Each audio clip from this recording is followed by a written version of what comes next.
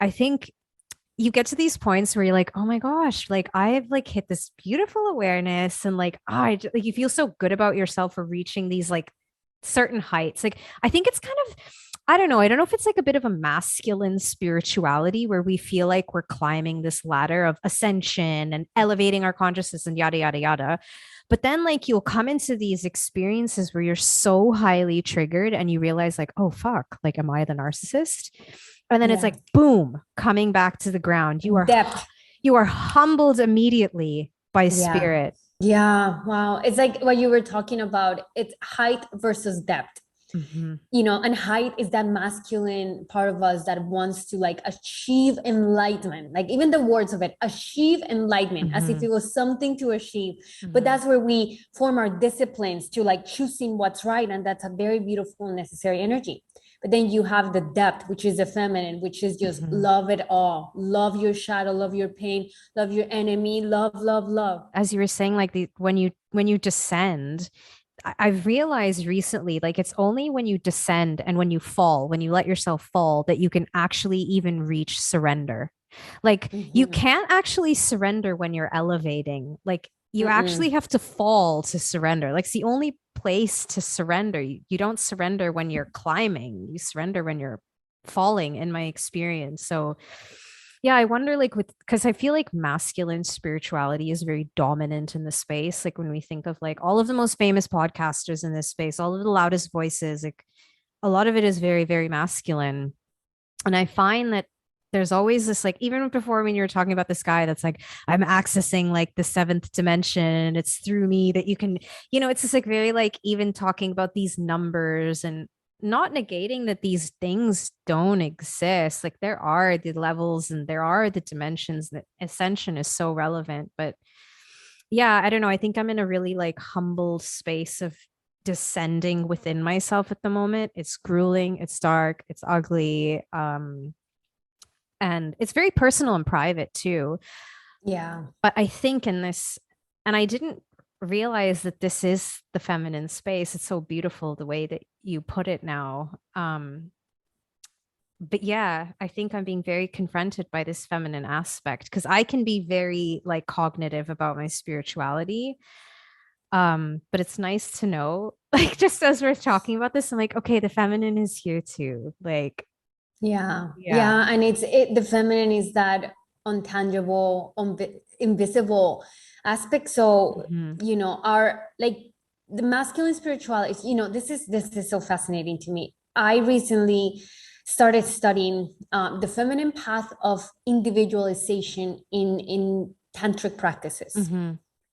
And it's very different than what we know of like the practices are in spirituality, because this philosophy looks at the female body as the physical manifestation of the feminine in human form. Mhm. And because of that, in this tradition, the feminine is the closest to spirit because it's the portal between worlds, it's connected to the moon. So it has a natural attunement for that spiritual connection.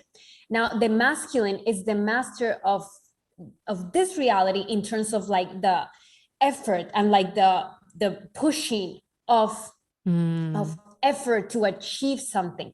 Mhm. Because of that, the practices for men are about breath work and then meditation, like focusing and discipline Mm. and forming more of that Shiva presence of like, I am unmovable because I'm so strong. And you have Shiva, right? Just like so, like his back is straight and there's Mhm. this like rigidity that it's unmovable. It's like, it doesn't matter what's going on. He is in his meditative state. Now, Shakti is all around him, moving and being like smoke and flowing, and she's using this like expression.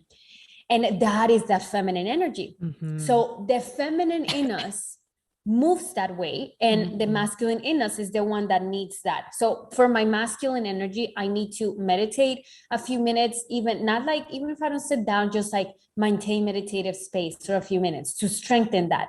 But then for my feminine practices, I take a lot of care in myself whenever at night I'm putting on all my night creams. How I Mhm. do that, how does my skin feel, like how do I look, what do I need to do to play with my physical body, Mhm. pluck an eyebrow or whatever it is. It's like the attention to the mundane, the way that Mhm. I water my plants, when I am like petting my dogs. Those are the feminine practices in this new school of thought that I'm exploring. And Yep. I realized, oh my God, all my life I felt like shit because I never felt inclined to these very masculine practices. Yes. And this is giving me permission to just be, and I've never been happier. Like I am just Mhm. flowing. And if somebody tells me that's not spiritual, I'm like, okay, I feel great. I feel wonderful. So for me, that's what this is Yes. about.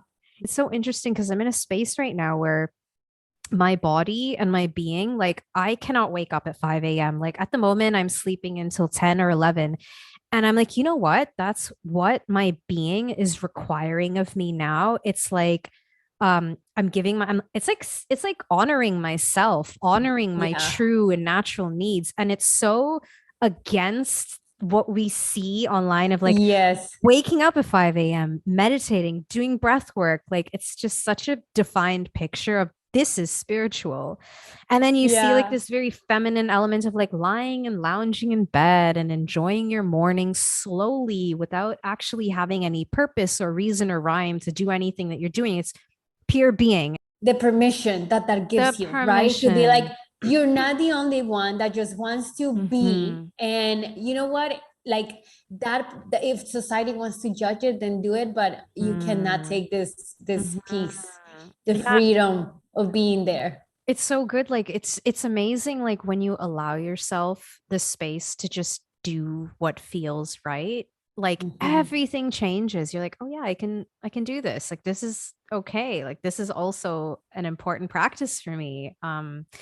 Life changing. It's really life changing. But I think it's so much of like getting out of that conditioned mindset, especially like if you've done the 9 to 5 Monday to Friday work Yeah. grind, like we're so programmed to think that right, it's sleeping in and it's Mhm. lazy, but actually it's honoring the feminine inside of you. Yeah, yeah. And the feminine is collectively exhausted. The feminine in all Mhm. human beings is exhausted. Oh, I feel that. Yep. Yep. So It's yes, guess what? We're about to enter a period where a lot of us are going to just be lazier, or mhm. we see it, like you talk, yes, you have the conversations like that happen visibly, but if you really talk to somebody you trust, a girlfriend, and and like people that are like really how would I say, like people that they really trust, they'll tell you like, oh my Mhm. God, I am exhausted. Like everybody is Mhm. exhausted. Why? Mhm. Because we cannot be in take the burden of all this Totally. emotional repression anymore. Yeah, I think there's like I don't know, I'm feeling this for myself, but I've been like emotionally burnt out. Like I am so emotionally burnt out right now and I keep remembering like that I think so many people are experiencing like certain levels of depression right now. And I always remember that depression is really like this need for deep rest. And I think so Mhm. many people, we've been like catapulted into these states of deep rest because we're so burnt out from like Yeah. so much of this survival mode and like this excess of this masculine energy that that has been pushing us. And I don't know, I think it's powerful to understand the difference between the masculine and the feminine energies within us.